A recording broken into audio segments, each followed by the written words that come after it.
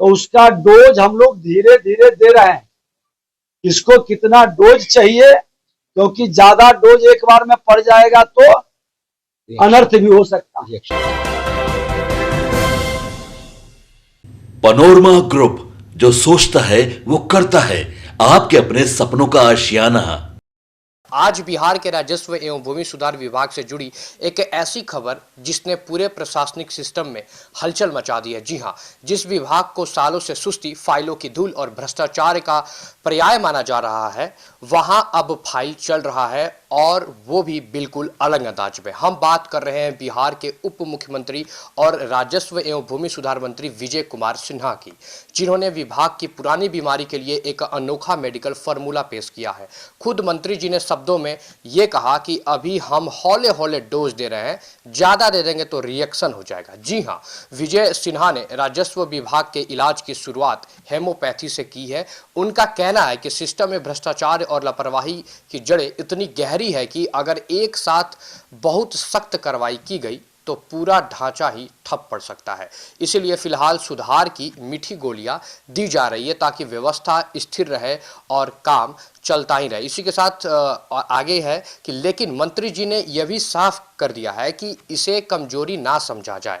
उन्होंने दो टूक कहा कि अगर यह देसी इलाज काम नहीं करता तो फिर एलोपैथी भी होगी और जरूरत पड़ी तो सर्जरी से भी पीछे नहीं हटेंगे। मतलब साफ है, या तो सुधरिए या फिर कार्रवाई के लिए तैयार रहिए। और इस हौले हौले डोज का असर अब दिखने भी लगा है। जी हां, आंकड़े बताते हैं कि जहां पहले दाखिल खारिज और अन्य राजस्व मामले के निष्पादन पर 75.30% थी, अब वह बढ़कर करीब 82% तक पहुंच गई है। सिर्फ इतना ही नहीं, जो फाइलें महीनों और सालों से दबी पड़ी थी उनमें 30,000 से ज्यादा लंबित मामलों की कमी दर्ज की गई है। यह बदलाव सिर्फ आंकड़े तक सीमित नहीं है। मंत्री विजय कुमार सिन्हा अब खुद हर अंचल की रिपोर्ट पर नजर खुद देख रहे हैं और रख रहे हैं कौन अधिकारी काम कर रहा है और कौन अधिकारी सिर्फ बहाने बना रहा है। सब कुछ मॉनिटर किया जा रहा है। इसी कड़ी में उन्होंने 31 मार्च की सख्त डेडलाइन तय कर दी गई है, यानी मार्च के अंत तक राजस्व विभाग की पूरी सफाई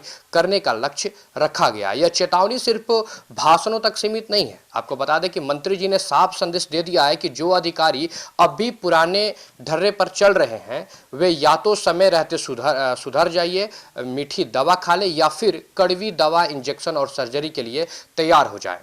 बिहार में जमीन की रजिस्ट्री हो, दाखिल खारिज हो या किसी भी तरह का भूमि विवाद हो, अब बहानेबाजी नहीं चलेगी। सवाल सिर्फ यही है कि 31 मार्च तक कितने अधिकारी इस हेमोपैथी इलाज से ठीक होते हैं और कितनों पर सर्जिकल स्ट्राइक होती है। सबसे बड़ा सवाल आम जनता के लिए है कि क्या अब बिना घूस दिए जमीन से जुड़े काम होंगे? क्या राजस्व विभाग सच में जनता के लिए राहत बन पाएगा?